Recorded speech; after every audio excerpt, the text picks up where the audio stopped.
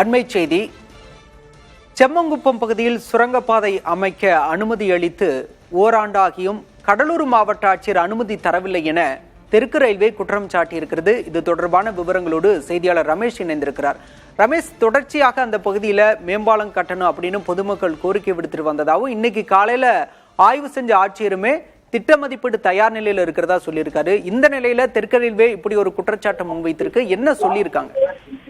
தெற்கு ரயில்வே சார்பில் வெளியிடப்பட்டிருக்கூடிய அந்த செய்தி குறிப்புல இந்த சுரங்க பாலம் அமைப்பதற்காக ஏற்கனவே திட்ட மதிப்பீடு எல்லாம் தயார் செய்யப்பட்டு மாவட்ட ஆட்சியரிடம் கொடுக்கப்பட்டிருப்பதாகவும், மாவட்ட ஆட்சியர் சிபி ஆதித்யா கடந்த ஓராண்டாக அதற்கான எந்த ஒப்புதலும் கொடுக்காமல் இருப்பதால் தான் இந்த ரயில்வே சுரங்க பாலம் அமைப்பதற்கான அந்த காலதாமதம் ஏற்பட்டிருப்பதாக சொல்லப்பட்டிருக்கிறது. தெற்கு ரயில்வே சார்பாக இறந்தவர்களுக்கு 5 லட்சம் ரூபாயும், அதே போல அதிகமாக காயமடைந்தவர்களுக்கு 2 லட்சம் ரூபாயும், குறைவான காயம் ஏற்பட்டவர்களுக்கு 50,000 ரூபாயும் நிதி உதவி வழங்கி தெற்கு ரயில்வேவுடைய செய்தி தொடர்பாளர் தற்போது செய்தி குறிப்பு கொடுத்திருக்கிறார்.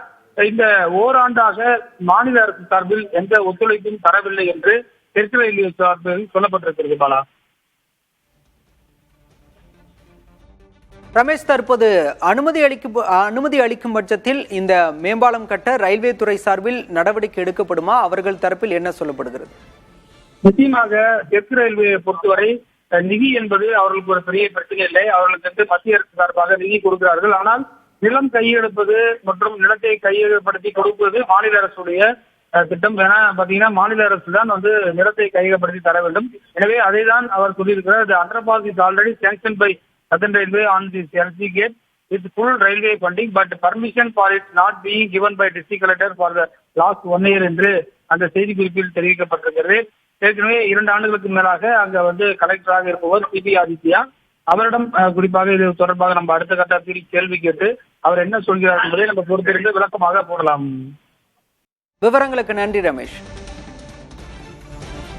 ரயில் விபத்து தொடர்பாக தற்போது தெற்கு ரயில்வே மன்னிப்பு கோரியிருக்கிறது. செம்மங்குப்பம் பகுதியில் சுரங்கப்பாதை அமைக்க நிதி ஒதுக்கீடு செய்தும் கடந்த 1 வருடமாக மாவட்ட ஆட்சியர் அனுமதி கொடுக்கவில்லை என்ற குற்றச்சாட்டை தெற்கு ரயில்வே தற்போது முன்வைத்திருக்கிறது.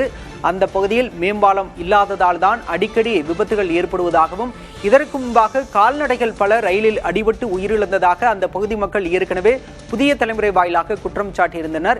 இந்த நிலையில் இன்று பள்ளி வேன் மீது ரயில் மோதிய விபத்தில் அந்த பகுதி மக்கள் நேரடியாகவே ஆட்சியரிடம் குற்றச்சாட்டை முன்வைத்தனர். இந்த பகுதியில் மேம்பாலம் அமைக்க வேண்டும் என. தற்போது இந்த நிலையில் தெற்கு ரயில்வே தரப்பில் மேம்பாலம் சுரங்கப்பாதை தொடர்பாக விளக்க அறிக்கை வந்திருக்கிறது. மேலும் விபத்துக்கு மன்னிப்பும் கோரப்பட்டுள்ளது. தெற்கு